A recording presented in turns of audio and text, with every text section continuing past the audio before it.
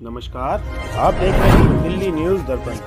Delhi news दर्पण में आपका स्वागत है। आइए आज की बड़ी खबरों की तरफ रुख करते हैं। आज की बड़ी खबर है दिल्ली के ब्रह्मपुरी क्षेत्र से।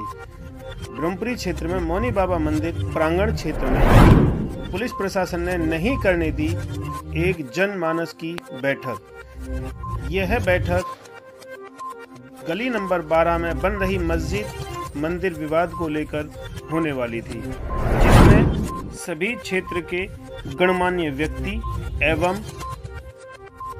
प्रॉपर्टी डीलर आपस में बैठकर बात करना चाहते थे, लेकिन पुलिस प्रशासन ने अनुमति न होने की वजह से मौनी बाबा मंदिर प्रांगण सत्संग भवन और नहीं करने दी एक बैठक, जिससे परेशान होकर क्षेत्रवासियों ने खुले प्रांगण में ही आपस में बातचीत करके इस समस्या का समाधान करने की कोशिश की है।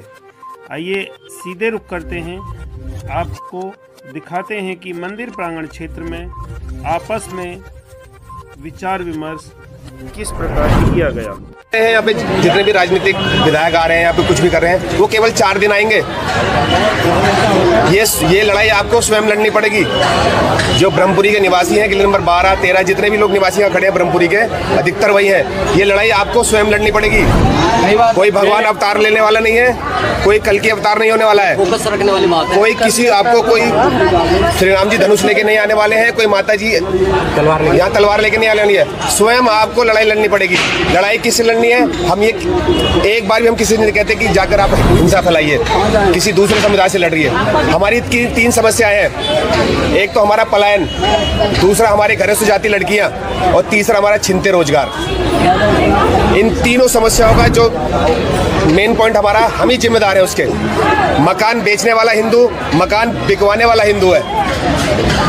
अभी मैं कुछ एक बाइट देख रहा था भाई साहब की, एक मुसलमान ने बोला कि यहाँ के लोग ज़्यादा पढ़ लिख कर अपना मकान बेचकर दूसरे इलाकों में जाते हैं और हम पे इल्ज़ाम लगाते हैं कि हमने उनका मकान छीन लिया। सही बात है। आप कब तक बेचते रहेंगे? गली नंबर 12 भी चली जाएगी, 13 भी चली जाएगी, पूरी ब्रह्मपुरी चली जाएगी, पूरा घोंडा चला जाएगा। आप सभी से निवेदन है, जितने ब्रह्मपुरी के लोग यहाँ रह रहे हैं, एकजुट रहिए। हमारी जो ये मीटिंग थी, मेनली मीटिंग हमारी यहाँ पर प्रॉपर्टी डीलर के साथ थी, लेकिन प्रशासन ने ये हमारी जो मीटिंग स्थगित करने, हमारे कार्यकर्ताओं को, हमारे जितने भी हमारे शुभचिंतक हैं, सभी को परेशान करना शुरू कर दिया।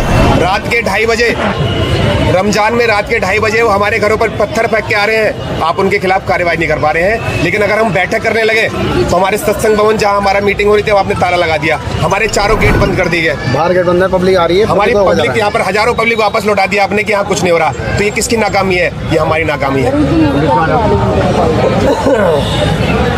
तो मैं आप सभी से निवेदन करता हूँ, आज करेगा, कल करेगा, परसों करेगा, लेकिन करेगा जरूर। सभी की लिस्ट बनाई जाएगी, बिल्डरों की, डीलरों की। आप सुधर जाइए। 5-10 लाख का लालच छोड़ दीजिए। और सभी जितने भी लोग यहाँ बेचने की सोच रहे हैं, आप कहाँ जाइएगा? कहीं भी चलाइए, दिल्ली में हर जगह वो लोग हैं। आज केवल आप 150 गज के मकान से डर गए, आज तो पूरा जिला बसा हुआ है। कहाँ जाएंगे आप लोग? केवल 3 समस्या है आपकी। एक तो पलायन रोक लीजिए। 58 देश बचे हुए हैं, 58 देश। अपना पलायन रोक दीजिए। अपने घर की लड़कियों पर आप नजर रखना शुरू कर दीजिए। हमारा जय श्री राम। देखिएगा, मेरे बड़े भाई, छोटे भाई कह लो, अवध जी ने बहुत बढ़िया बात अपने तरीके से रखी है। और ये समस्या हम छोटी दिखाने की कोशिश ना करें। ये समस्या बड़ी विकराल है। ऐसे ही राष्ट्र सरकारों के द्वारा सपोर्ट करने के कारण आज हम स्थिति में पहुंच गए कि ब्रह्मपुरी भी धीरे धीरे डेमोग्राफी चेंज होकर कहीं जाफराबाद का हिस्सा बनने जा रही है। यही हालात आप पूर्व में यदि आप देखेंगे तो कश्मीर में यही हालात बने और सारे ब्राह्मण वहाँ से पलायन कर गए। आप संभल की स्थिति देखिए, वो संभल वाली सेम स्थिति हमारे जाफराबाद के मंदिरों की भी है। यदि हम इतना लीनियंट भी रखेंगे कि हम होगा धीरे धीरे देखेंगे और ये पहले चलता रहा है, तो यही चलता रहा तो चलाई जाएगा कि ब्रह्मपुरी भी आने वाले समय में वहाँ का हिस्सा होगी।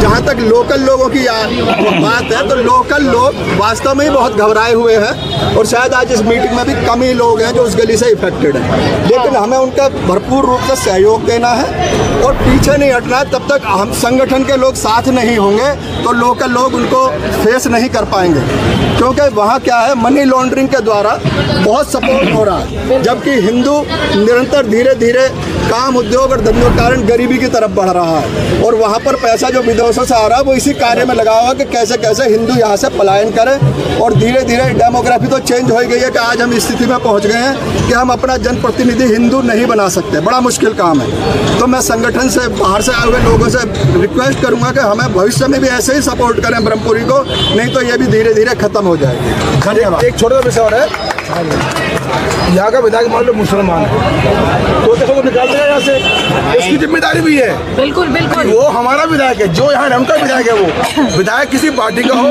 किसी समुदाय का हो, वो क्षेत्र विधायक होता है। उसकी जिम्मेदारी जो हिंदू यहाँ से जा रहे को रोके, हाथ जोड़ो, रोके भाई साहब आप लोग यहाँ से मत जाओ।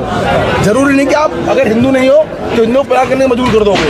ये उस वहाँ के जो विधायक है, यहाँ के जो रहमान जो भी है, उसकी जिम्मेदारी है। उसकी जिम्मेदारी है कि यहाँ के हिंदुओं को रोके। ऐसा ना कि यहाँ से हिंदू पलायन करे और वो सोता रहे घर पे, या हिंदुओं को पलायन करने में वो अपनी हेल्प कर जाता।